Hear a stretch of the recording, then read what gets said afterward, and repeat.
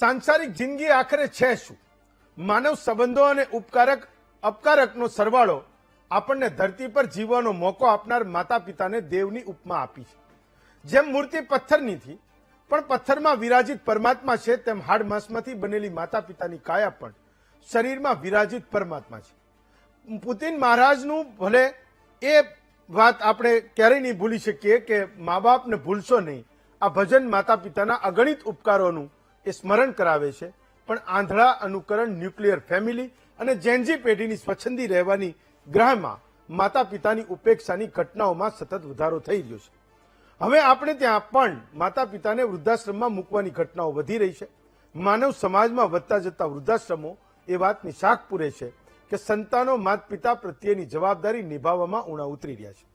કેટલાક સંજોગોમાં માતા પિતાના સ્વભાવગત મર્યાદાઓ હોઈ શકે, પણ આખી દુનિયાને સોરી કહેનારા સંતાનો મા બાપ માટે અસહિષ્ણુતા દાખવે તો ભવિષ્યનો સંસાર કેવો હશે એની કલ્પના કરી શકાય એમ નથી. આજે વાત એટલા માટે કરવી છે કારણ કે તેલંગાણા સરકાર માતા પિતાની સેવા ન કરનારા સરકારી કર્મચારીઓની સામે આકરા પગલાં લેવાની તૈયારીમાં છે. મુખ્યમંત્રી રેવંત રેડ્ડીએ કાયદાનો પ્રસ્તાવ મૂક્યો છે, જેનાથી એવા કર્મચારીઓના પગાર 10 થી 15% કપાઈ જશે જે પોતાના માતા પિતાની કાળજી રાખતા નથી. કર્મચારીના પગારમાંથી કપાયેલો હિસ્સો માતા પિતાના ખાતામાં ડાયરેક્ટ ટ્રાન્સફર થશે, જેનાથી એઓ વૃદ્ધાશ્રમમાં સ્વમાનભેર જીવન જીવી શકે. શ્રવણના દેશમાં માતા પિતાના પક્ષમાં સરકારે વિચારવાનો વારો આવે એનાથી મોટી કમનસીબી બીજી હોય પણ શું શકે. ત્યારે સવાલ એ થાય કે માતા પિતાને દેવ સમાન માનવાની પરંપરામાં આવા પગલાં લેવાની આખરે જરૂર કેમ પડી?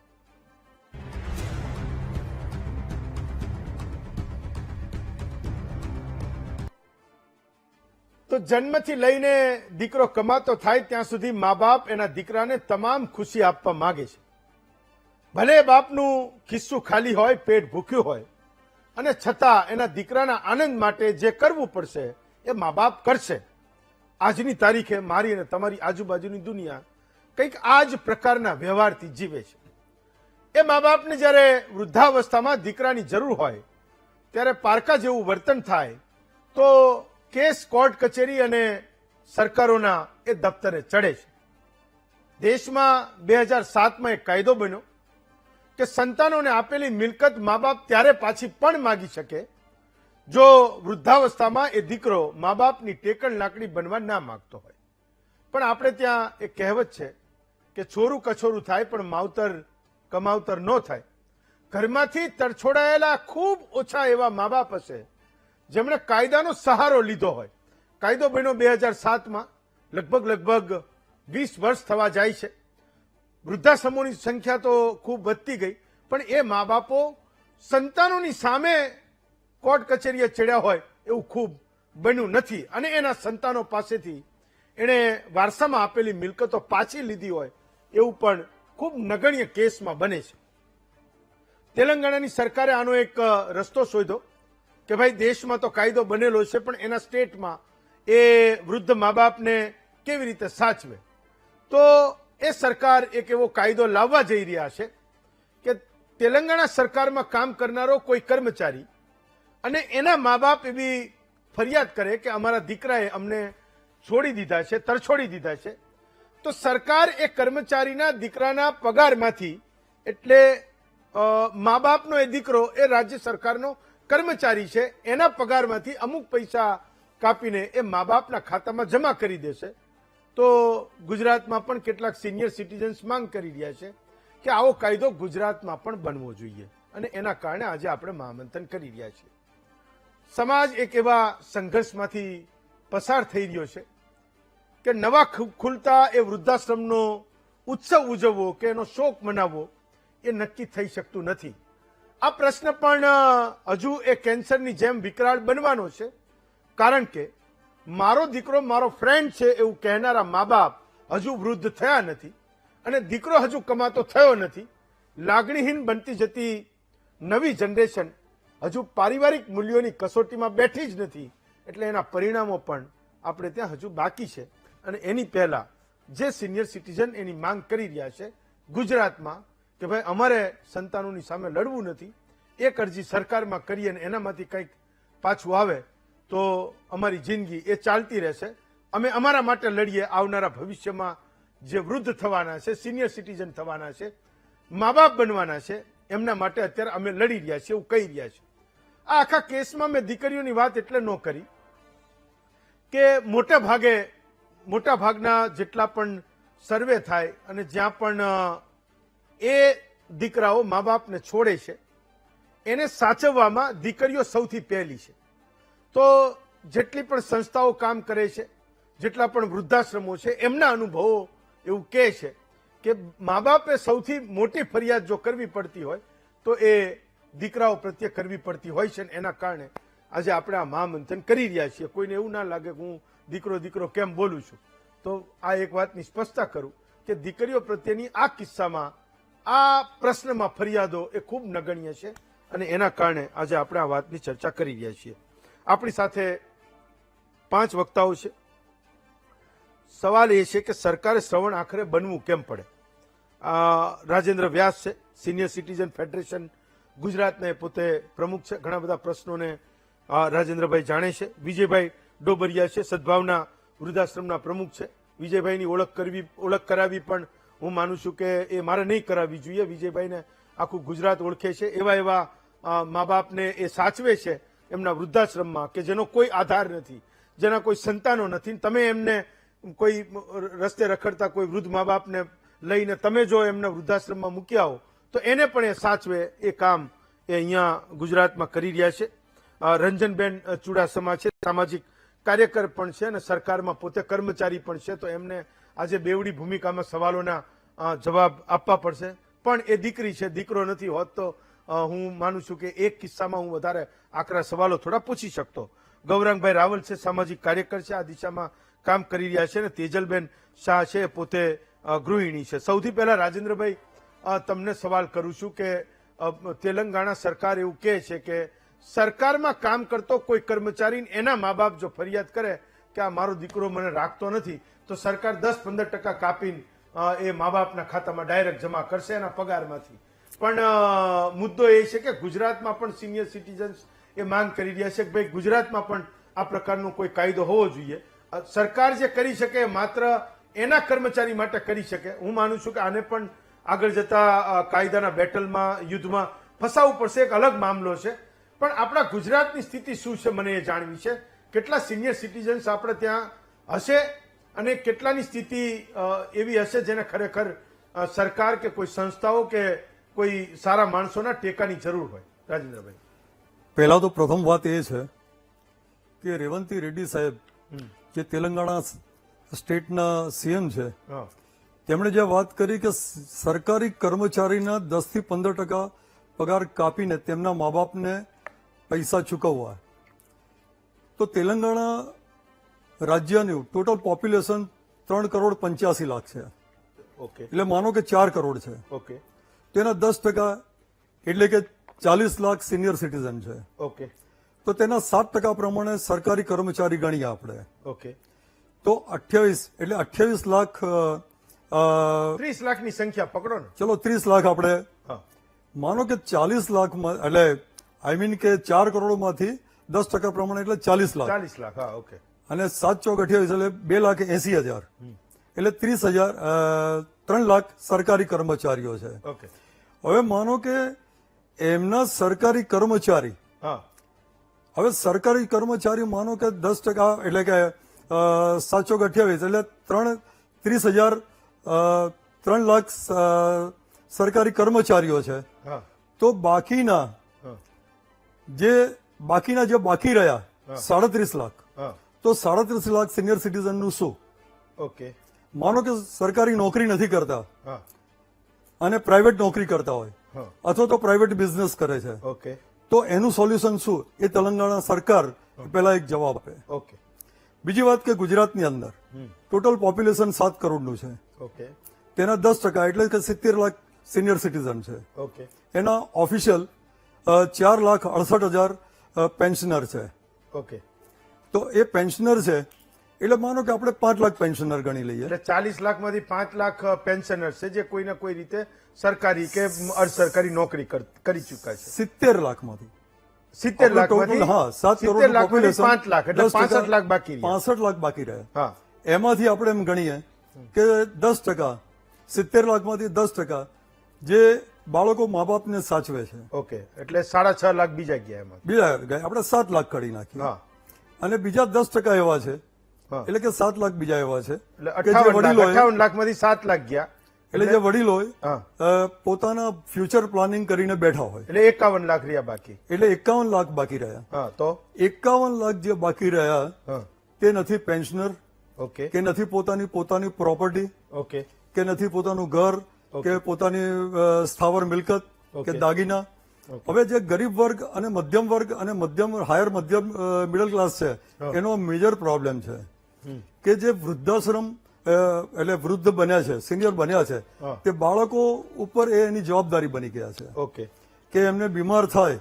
હા, હવે બાળકોની બી આર્થિક સદ્ધરતા નથી. આ 51 લાખની હું વાત કરું છું સિનિયર સિટીઝનની, યસ, કે બાળકોની એ જવાબદારી બની ગયા છે, એટલે એ ધૃણા કરે છે. એના બાળકોને માન ખવડાવે છે, તો કે હું મા બાપનું કેવી રીતે મા બાપનું કેવી રીતે કરું, એવા પરિવારોની વાત તો કરો. આ બાબતે અમે Shri senior citizen federation Gujarat દ્વારા ગવર્મેન્ટ પાસે ડિમાન્ડ કરી છે હા. કે દરેક સિનિયર સિટીઝનને મહિને 5,000 રૂપિયા મળવા જોઈએ. અત્યારે કંઈક પેન્શન આપે છે ને, કંઈક ભથ્થું આપે છે ના, અત્યારે જે ગરીબી રેખા નીચે નીચે છે છે એને આપે. તેને 1200 રૂપિયા આપે છે, યસ, બરાબર છે. હવે 1200 રૂપિયા આપે છે. જેમ તેલંગાણાની અંદર જે તેલંગાણાની વાત કરીએ છીએ, હા. તો તેલંગાણા રાજ્યની અંદર દરેક સિનિયર સિટીઝનને 3,000 રૂપિયા માસિક આપવામાં આવે છે. ઓકે, દરેક એટલે જે બીપીએલ દરેક સિનિયર સિટીઝન, એટલે 60 વર્ષની ઉપરના દરેક, યસ યસ, એટલે પછી એ સક્ષમ હોય તો પણ, ઓકે, એટલે તેલંગાણામાં 3,000 આપવામાં આવે, તો આપણા ત્યાં કેમ નહીં? ઓકે, બીજો મારો પ્રશ્ન છે જી, કે 13 લાખ આપણા મહારાષ્ટ્ર બાજુમાં જ આપણો ત્યાં જી, સ્ટેટ છે, જી, હા, તો બીજા સ્ટેટની અંદર ત્યાં 13 કરોડની વસ્તી છે, હા, ત્યાં 36 જિલ્લા છે, હા, તો 36 જિલ્લાની અંદર ત્યાંના કલેક્ટર કાર્યરત છે સિનિયર સિટીઝનો માટે, ઓકે, ઓકે, બરાબર. ત્યાંના કલેક્ટર કાર્યરત છે, ત્યાંના પીઆઈ કાર્યરત છે ઓકે. સિનિયર સિટીઝનની દરેક ફરિયાદો સાંભળવા માટે. ઓકે, ઓકે, આપણા ત્યાં થોડીક નારાજગી અથવા તો થોડો અસંતોષ છે અમને. ઓકે, તો તમે આ બધી વાતો સરકારને કરી ચૂક્યા છો? યસ, અમે લિખિતમાં ફાઇન, ચાલો, આપ્યું છે હું અત્યારે. નેક્સ્ટ ટર્નમાં તમારી પાસે પણ આવું છું. Yes sir.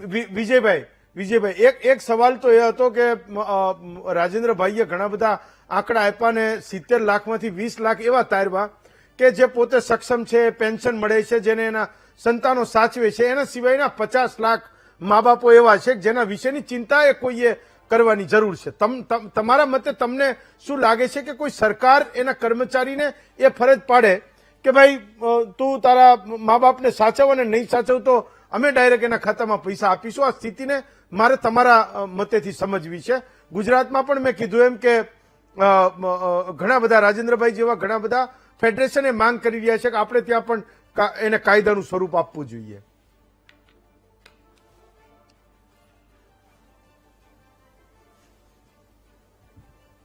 વિજયભાઈ, તમને મારો અવાજ સંભળાયો? અવાજ બંધ થઈ ગયો.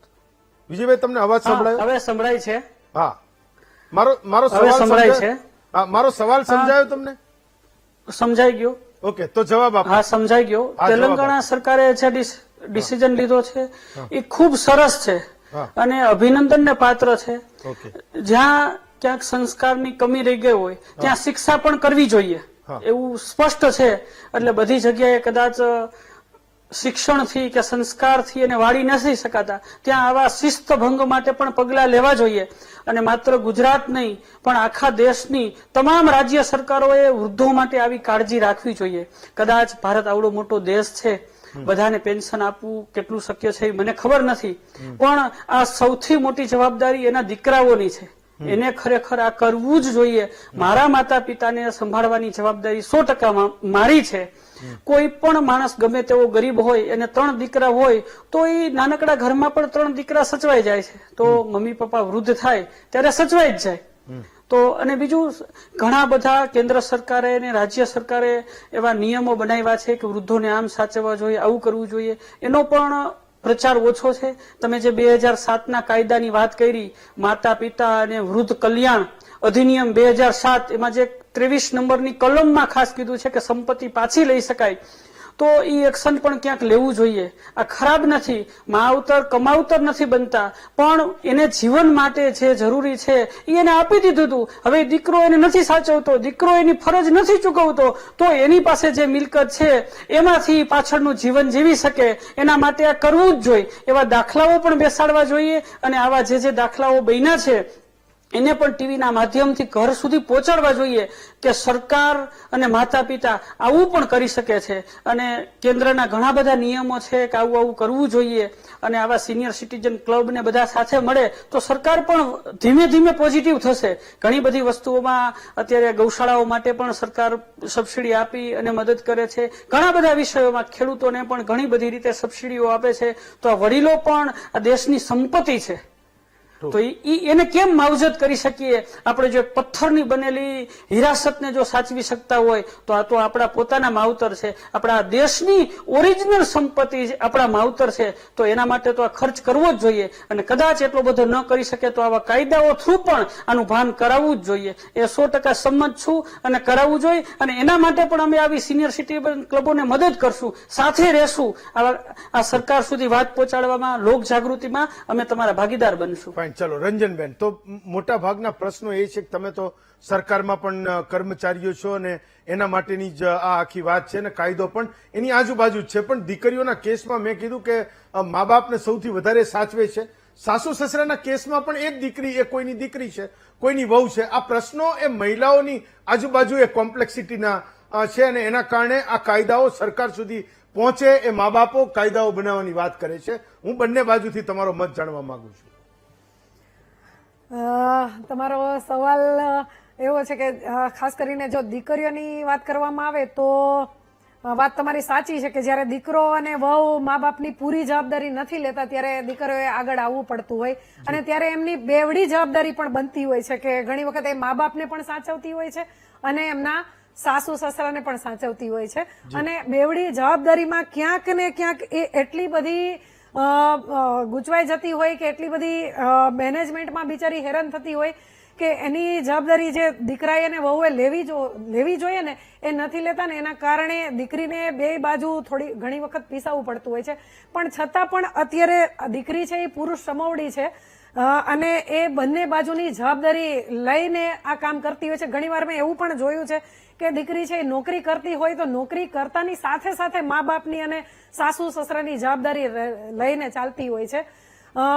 બીજી બાજુ મારે થોડુંક એવું કહેવું છે કે જ્યારે આવી દીકરીઓ કે જે મા બાપ અને સાસુ સસરાની જવાબદારી લઈને ચાલતી હોય ત્યારે મા બાપની અને સાસુ સસરાની બંનેની પણ એવી સામે જવાબદારી બને છે કે એ દીકરીને પણ એ સમજે અને એમને સપોર્ટ કરે, એમને દીકરીને પણ પોતાના કામ માટે અને બંને કામ માટે વધારે પડતી એ હેરાન કે પરેશાન ન થાય એવું થોડુંક જોવે એમ. ફાઇન, ચલો તેજલબેન, તો મૂળ મુદ્દો એવો છે કે એવું કહે છે મા બાપો કે બહેનો એટલે કે ગૃહિણીઓ એ ઘરમાં સાચવવાનું ચાલુ કરે તો આ બધી કાયદા અને બધી જંજાળમાં કોઈને કંઈ પડવું જ નથી અને કોઈ મા બાપ નથી ઈચ્છતું કે એના દીકરા કે એની વહુ કે એના પરિવાર પર એ કેસ માંડે, સરકારી દફતરોમાં જઈને એના દીકરા કે એના વહુના એની બદબોઈ કરે અથવા તો એના વિશે ખરાબ બોલે અથવા તો એ એવું સ્વીકારે કે ભાઈ મારો દીકરો એ મને રાખતો નથી. એવું દુનિયાનો કોઈ મા બાપ એ ઈચ્છતો ના હોય કે જઈને કોઈને કે એનો કેસ રજૂ કરે.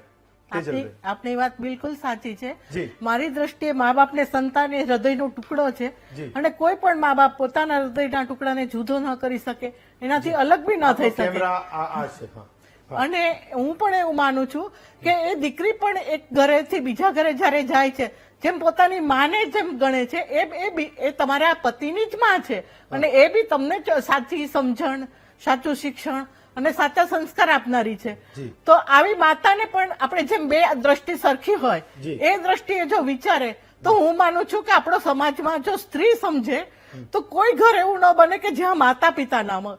અને માતા પિતા એ તો આપણા જેમ ઘરની પાયો છે એમ કુટુંબનો પાયો મા બાપ છે અને એ કુટુંબના મા બાપની સાથે એનું બાળક ઉછરશે, એના સંસ્કારોનું ઘડતર થશે, એની ભૂલો સુધરશે, એને આગળ વધવાની તક આપશે.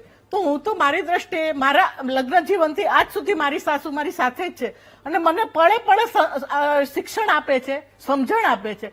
એટલે મારી દ્રષ્ટિએ તો મા બાપ આપણી સાથે રહે એ સૌથી જરૂરી છે.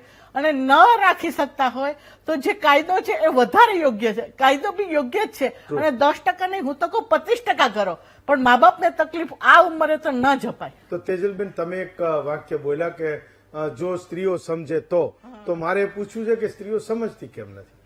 હવે દરેકનું શિક્ષણ, દરેકની સંસ્કાર જેમ 5 આંગળી સરખી ના હોય. હું એમ માનું કે 5 આંગળીમાં જેમ બધી અલગ અલગ છે, કોઈ સારી રીતે કરતા, હું એમ નથી કહેતી બધા નથી કરતા, ઘણું સારું પણ કરતા હોય, પણ જે ઉણપ છે એ આપણે જ સુધારી શકશું મારી દ્રષ્ટિએ. ફાઇન. ગૌરાંગભાઈ, તો મૂળ મુદ્દો છે શું? ગુજરાતના એ વૃદ્ધો વિશે ઘણી બધી સંસ્થાઓ સર્વે ને બધું કરતી હોય છે. આપણે ત્યાં પણ જયારે બધા રાજેન્દ્રભાઈ જેવા ફેડરેશન અને એમના એસોસિએશન જયારે સરકારોને કહે ત્યારે કંઈક થોડા ઘણા એ વેલફેરના પગલાઓ તરફ સરકારો જતી હોય છે. ક્યાંક એવું પણ થાય છે કે વૃદ્ધ મા બાપ માટે પોલીસ અધિકારીઓ કંઈક એમ કે દંડો લઈને મજબૂત રીતે ઉભા હોય કે એના દીકરાને સમજાવે, ના માને તો ક્યારેક સામદામ દંડ ભેદ કરે. ક્યારેક એવા કલેક્ટર્સ પણ અધિકારીઓ પણ હોય છે કે આપણે એવું જોઈએ છે કે ભાઈ આ એનું કામ નથી. આપણને ખબર પડે કે આ ઇન્ડિવિજ્યુઅલ કોઈ વ્યક્તિને એ કેટર કરવા જાય તો આખા જિલ્લામાં એનું કામ એ રખડી પડે. પણ એવા ઘણા બધા કિસ્સામાં સરકારી અમલદારો પણ ખૂબ લાગણીવાળા હોય છે અને એ મા બાપોને એને ન્યાય આપવા માટે પોતે વ્યક્તિગત રીતે મતતા હોય. પણ એક ઓવરઓલ સ્થિતિ આપણે ક્યારેય સમજી નથી શક્યા. કોઈ વ્યક્તિગત હું કોઈની ચર્ચા કરું, તમે કોઈની કરી લો, પણ ગુજરાતનો એક સિનારીઓ મારે પણ સમજવો છે કે આખરે છે શું? સૌથી પહેલું ઇન્ડિકેટર તો એ છે કે 2007માં કાયદો બન્યો, 19 વર્ષ પછી તેલંગાના જેવા નવા અને નાના રાજ્યએ એક નવો કાયદો લાવવો પડ્યો, એમાં એડિશન લાવવું પડ્યું. એ તેલંગાનાની જે સ્થિતિ છે એવી સ્થિતિ આખા દેશની છે, એમાં ગુજરાત બાકાત નથી. ઓકે. ગુજરાતની અંદર આપણે અત્યારે જેટલી ઘણી બધી વાતો કરી રહ્યા છે, મોટાભાગના ઇલીટ ક્લાસની શહેરોમાં રહેતા અર્બન એરિયાઝની વાત કરી રહ્યા છે, જેનો અવાજ બહાર આવે છે, જેની પાસે જાગૃતિ છે, જેની પાસે અમલ કરાવવા માટેની સક્ષમતા છે, જેની પાસે ડેટા છે, જે કલેક્ટર ઓફિસમાં સબ ડિવિઝન મેજિસ્ટ્રેટ પાસે જઈને પોતાની અરજી કરી શકે છે. પણ આજની તારીખમાં 50%થી વધારે જે પોપ્યુલેશન છે આપણી જે ગામડાઓમાં રહે છે, ત્યાંના લોકોની જે પરિસ્થિતિ છે એ વધારે દયામણી અને એના કેસીસ બહાર પણ નથી આવતા. જયારે દાહોદમાંથી એક એક્ઝામ્પલ આપું છું કે દાહોદમાંથી કે નાના ગામમાંથી જયારે મજૂર બહાર કામ કરવા માટે જાય છે સૌરાષ્ટ્રમાં કે મોટા સિટીમાં, ત્યારે એના મા બાપોની જે સ્થિતિ ત્યાં ગામડાઓમાં હોય છે, જે લોકોને કોઈ ફેડરેશનના પાર્ટ નથી હોતા, કોઈ ક્લબના પાર્ટ નથી હોતા, કોઈ એસોસિએશનના પાર્ટ નથી હોતા, અને એમની સ્થિતિ એટલી બધી ખરાબ હોય છે અને દીકરા કે દીકરીની સ્થિતિ પણ એટલી મજબૂત નથી હોતી કે ત્યાં જઈને લોકો મદદ કરે. ઘણીવાર એવું થાય છે કે એ માતા પિતા મૃત્યુ પામે છે, એની હોસ્પિટલાઇઝ હોય છે, એના 24-48 કલાક પછી એ લોકોને ખબર પડે છે અને ત્યાં પહોંચે છે. હું રાજેન્દ્રભાઈની એક વાતથી હું 100% સહમત છું કે માત્ર કાયદો બનાવી દેવાનો, કાયદાનો અમલ બહુ સારી રીતે થાય છે. મારી પાસે ઘણા બધા કેસીસ છે જ્યારે તમે જે વાત કરીએ કે મેજિસ્ટ્રેટે કે કોઈ કચેરીએ પોલીસ ડિપાર્ટમેન્ટને બહુ જ પ્રોએક્ટિવલી કામ કરીને એમને હક દેવડાવ્યા હોય, એટલે એવો હુકમ કર્યો હોય, સંપત્તિ પાછી લઈ લો. બિલકુલ સંપત્તિ પાછી લેવાનો પણ છે સેક્શન 7માં. એ નહીં છે સેક્શન સમજ્યો, હા, પણ કોઈ મા બાપે એવું કીધું હોય કે ભાઈ આ મારો દીકરો મને રાખતો નથી, મેં મારી પાસે જે કે આખી જિંદગીની કમાણી હતી એ બધી આપી દીધી છે, હવે મારી પાસે મારું પોતાનું ઘર પણ નથી, પણ હવે એ મને નથી રાખતો, ઓકે, અને એવી એને કોઈ ફરિયાદ કરી તો શું કોર્ટ એવો હુકમ કરે છે કે ભાઈ તું તારા મા બાપને આ બધું પાછું આપી? બિલકુલ, કોર્ટ બિલકુલ એવો હુકમ કરે છે. હાઈકોર્ટના એવા ચુકાદાઓ છે. અને એ ફરિયાદ ઉપર, એ કેસ ઉપર કેટલા વર્ષે ચુકાદો આવે? હવે એ એક આખી ન્યાયતંત્રની એક મોટો પ્રોબ્લેમ છે આપણા ત્યાં, એ તમે પણ જાણો છો ને હું પણ જાણું છું કે એક સબ ડિવિઝનલ કચેરીમાં જાય પછી જો છોકરોની પાસે વધારે નોલેજ હોય, તાકાત હોય તો હાઈકોર્ટમાં જાય, હાઈકોર્ટમાં એના ચુકાદા આવતા વાર લાગે, there is no question about it. પણ માત્ર ને માત્ર ચુકાદો એક પણ વખત આવે અથવા તો એકવાર અરજી તમારા ઘરે આવે, તમે જયારે જવાબ દેવા જાઓ એઝ અ સન, તમે પુત્ર તરીકે, ત્યારે એના ઘણો બધો અસર પડે છે. મેં એવા ઘણા બધા કેસીસ જોયા છે જેમાં પોલીસ ડિપાર્ટમેન્ટ બહુ જ ક્લિયરલી સારું કામ કરીને પણ અપાવે છે. પણ પ્રોબ્લેમ શું થાય છે હેમંતભાઈ, કે આજની તારીખમાં સૌથી મોટો પ્રોબ્લેમ એ છે, અને પ્લીઝ કરેક્ટ મી, બાકીના જે પેનલ મેમ્બર્સ છે પણ મને કરેક્ટ કરી શકે જો ખોટું હોય તો, ગુજરાતમાં આપણી પાસે ડેટા નથી કે છેલ્લા 5 વર્ષમાં, 10 વર્ષમાં, 2 વર્ષમાં કેટલા આવા કેસીસ થયા. ઓકે, દુનિયાભરના ડેટા છે પણ આ ડેટા નથી. એટલે કોઈ પણ વસ્તુ ખરેખર કેટલું છે બ્લેક એન્ડ વ્હાઇટ એ આપણી પાસે એની માહિતી આજની તારીખમાં નથી. એટલે ડેટા હોવો જરૂરી છે. બીજી બહુ જ ક્વિકલી વસ્તુ એ પણ કહેવા માંગીશ કે જે લોકો સરકારી કર્મચારી નથી પણ ફાઇનાન્શિયલી સક્ષમ છે, જે લોકો સરકારી કર્મચારી નથી એ લોકો માટે બીજા દંડ પણ એની પ્રાવધાન છે. તમે એની અમુક તમારે ચૂંટણીમાં લડવા માટેના નિયમો છે, તમારે કોઈ પણ બીજી ફેસિલિટીઝ લેવા માટેના નિયમો છે, કોઈ પણ સરકારી સ્કીમ લેવાના માટેના નિયમો છે, તો તમારે મા બાપને સાચવવા માટેના પણ નિયમોમાં આવી શકે કે તમે જો તમારા મા બાપને ના કરતા હોય, તમારી સામે ફરિયાદ થઈ હોય તો આટલી સ્કીમ તમને નહીં મળે અથવા તો તમે આ વસ્તુ માટે એલિજિબલ નથી. એટલે એ પ્રાવધાન પણ છે. સરકારે એ બાબતે પણ વિચારવું ખૂબ જરૂરી એક ઝટપટ પૂછી લઉં, જિલ્લામાં જીતેલો બાપ એ કેસ, તો શું દીકરો હાઈકોર્ટમાં જાય એવા કેસ બને? બહુ જ બધા કેસીસ છે એટલે ગુજરાતમાં. એવા બાપ ઘણા બધા- નીચેની કોર્ટમાં જીતો હોય તો એને ચેલેન્જ દીકરો ઉપરની કોર્ટમાં. બિલકુલ, અને સુપ્રીમ કોર્ટ સુધી પણ ગયેલા કેસીસ છે. એટલે આપણા ગુજરાતમાં પણ એવું થાય છે. અને હેમંતભાઈ એવા કેસીસ પણ છે કે જ્યાં સુધીમાં ચુકાદો સુપ્રીમ કોર્ટમાં આવે ત્યાં સુધી મા બાપમાંથી કોઈ એક જતું રહ્યું. એવા પણ કેસીસ. ફાઇન, ચલો એક બ્રેક લઉં છું. એટલે મૂળ બહુ લાગણીસભર વિષય છે અને કેટલીક એવી માહિતીઓ છે જે આજના એટલે નવા પેલામાં જીવનારા લોકોને કદાચ એ ખબર પણ નહીં હોય અને કદાચ ઘણા બધા એવા મા બાપ પણ હશે જે એને પણ પોતાના અધિકારોની ખબર નહીં હોય, બિચારા રીબાતા હશે. એની પણ વાત કરીશું. એક બ્રેક લો, બ્રેક પછી પાછો આવું.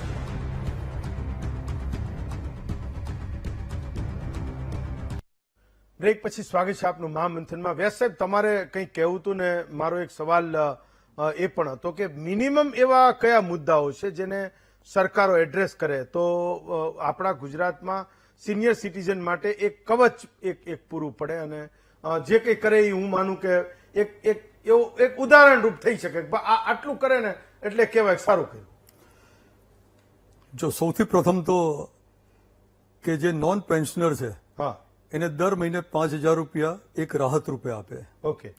બીજો મુદ્દો એ કે દરેક ડિપાર્ટમેન્ટનો આયોગ છે, પણ સિનિયર સિટીઝનનું કોઈ આયોગ જ નથી. ઓકે. કે જ્યારે એક બેઝ છે, સમાજનો એક બેઝ છે, છતાં એનું કોઈ આયોગ નથી, એની કોઈ સિક્યુરિટી નથી.